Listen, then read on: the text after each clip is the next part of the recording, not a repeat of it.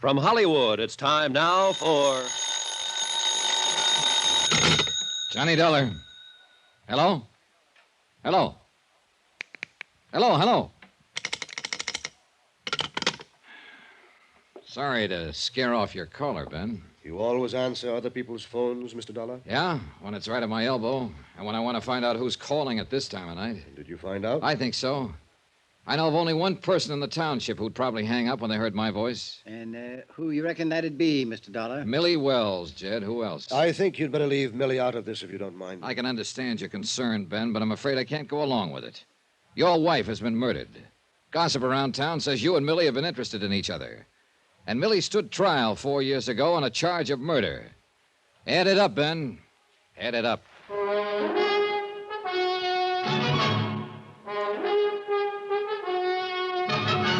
Tonight and every weekday night, Bob Bailey in the transcribed adventures of the man with the action-packed expense account, America's fabulous freelance insurance investigator. Yours truly, Johnny Dollar.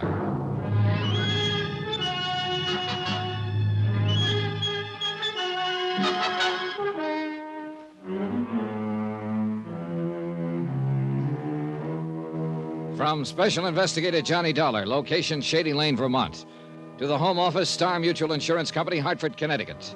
Assignment, the Shady Lane matter. Expense account continued.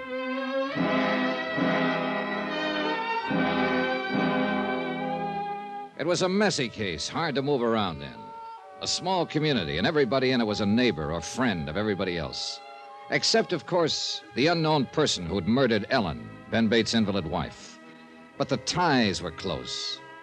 Ellen, it turned out, was the niece of Constable Jed Bramler.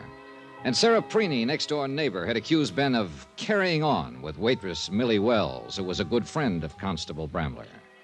And Sarah Preeny's husband had helped Ben out of a jam by loaning him $7,500 on a worthless farm. Yeah, it was sticky and tight and uncomfortable. Touch one domino and you moved all of them. But the key to the game, I was still convinced, was Ben Bates himself. Yeah, you're wrong, Mr. Dollar. I've known Ben here for more years than I care to think about. Murder just ain't in his nature. Mr. Bramler, I think you're just too close to this case to keep a perspective on it. I know these people, and you don't. Well, that's exactly the point. Ben is your friend. He was married to your niece, so you just can't imagine him committing a murder. It ain't in his nature. Oh, I've never seen a killer yet without at least a few friends who were certain that murder wasn't in his nature. Now listen to me, both of you. It's not a question of my nature. It's a question of fact, and the fact is a plain and simple one. I didn't kill Ellen, Mr. Dollar. A lot of things say different, Ben. And there's nothing at all between me and Millie. If Ellen had lived, I'd have never spoken to her. As it is, I've only asked her if I could see her sometime, once this thing is all settled. Well, you're together at least. That's about what she told me. We're together because it's the truth, Mr. Dollar. Or because you've already talked it over. One fault I haven't got is lying. Not even about your rifle being stolen? Oh, well, it wasn't no actual lie. When Jed here asked me if I had a squirrel gun, I said no. And like I told you, I didn't then. It had already been stolen. Suppose he'd asked you if you had a squirrel rifle. Well, I reckon I'd have had to fess up to it. Well, we'll never know, of course, for sure. But one thing is sure. After your wife was shot and killed by a gun of that same type, you still didn't report to the constable here that yours had been taken. Well, I explained it to you.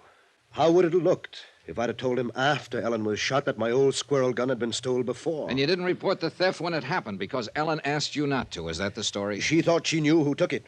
She wanted a chance to get it back without causing them trouble. And, of course, she's not here now to back you up on that. It's the truth.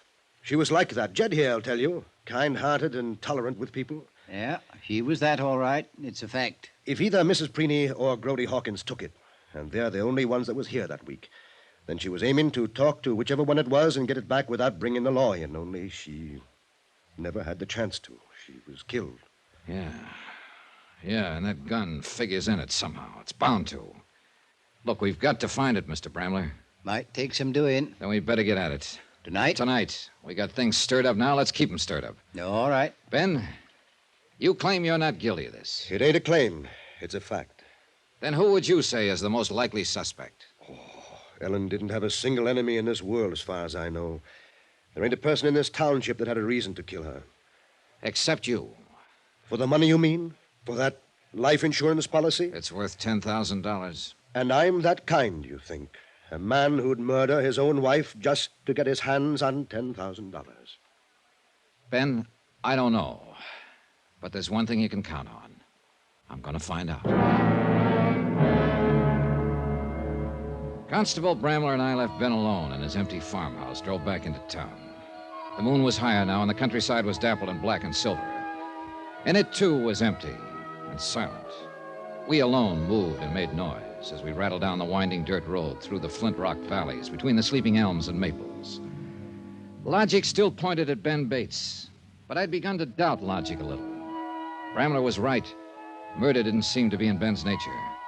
And I wasn't sure now whether he sat there in his silent house alone with guilt or alone with grief.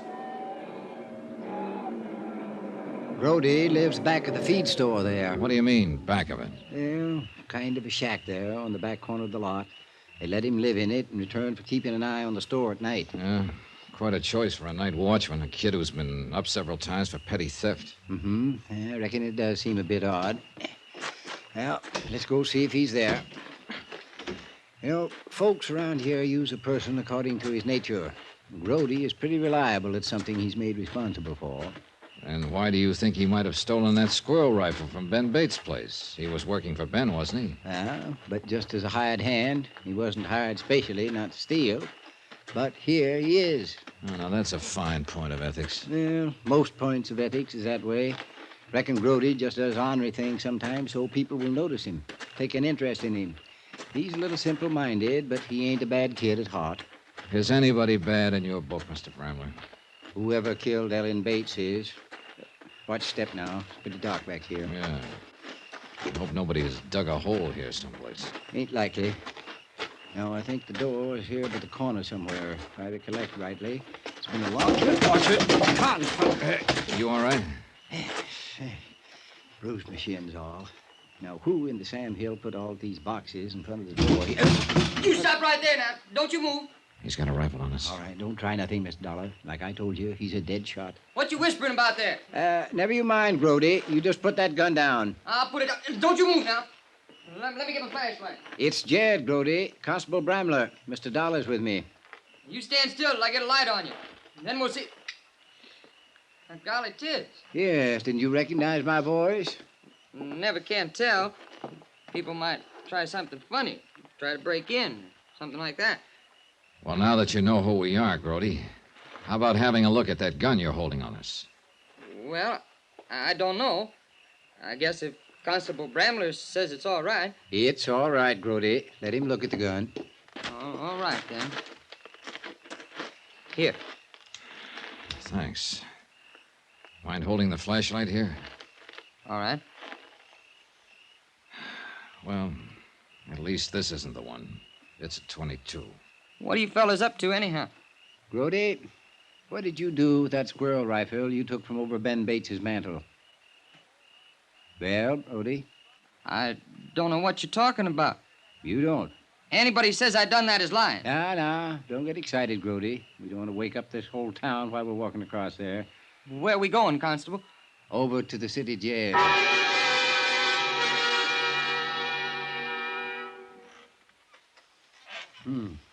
Quiet night. Not even a mockingbird singing out there.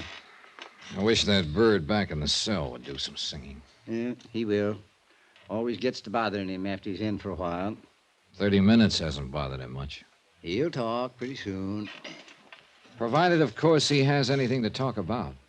I know that boy inside out. Now, whether he stole that gun or not, he's lying about something. I'm going to have to buy some oil one of these days. Doggone chair even gets on my nerves. I don't think anything gets on your nerves, Mr. Bramler. Well, the country up here has that kind of influence, I reckon. These hills are older than man. They seen a lot of things come and go. Guess they kind of quiet a person down if he stays here long enough. I doubt if this place is as quiet as it looks. I think there are things under the surface like flint rocks in a field, and sooner or later they work to the top and break off a plowshare. Yeah, happens sometimes.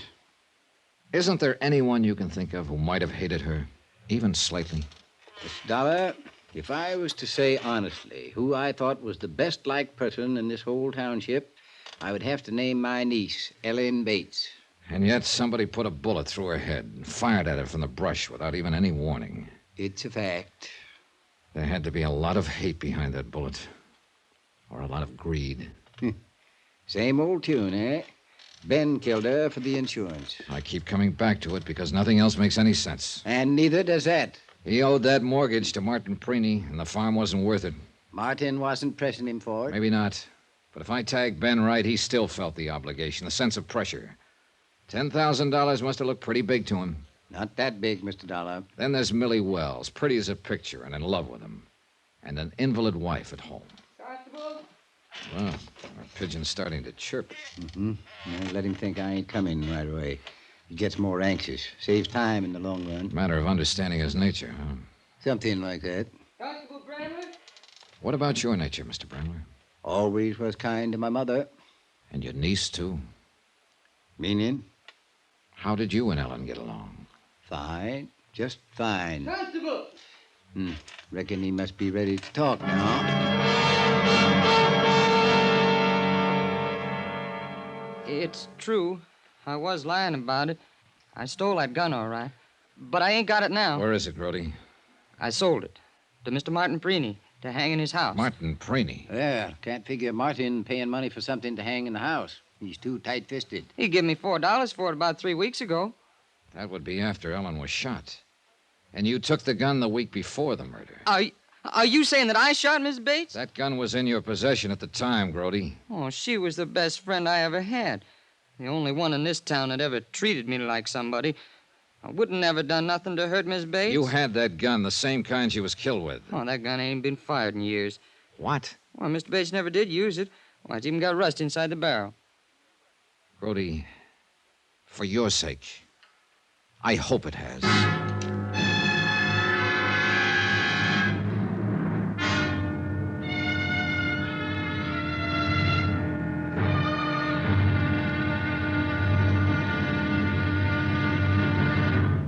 Now, here's our star to tell you about the final intriguing episode of this week's story. Tomorrow, one domino tips, the whole stack tumbles, and the last man falls with a crash. Join us, won't you?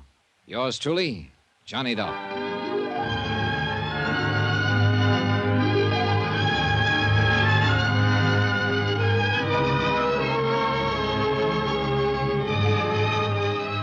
Yours truly, Johnny Dollar, starring Bob Bailey, is transcribed in Hollywood. Written by Les Crutchfield, it is produced and directed by Jack Johnstone. Be sure to join us tomorrow night, same time and station, for the next exciting episode of Yours truly, Johnny Dollar. Roy Rowan speaking.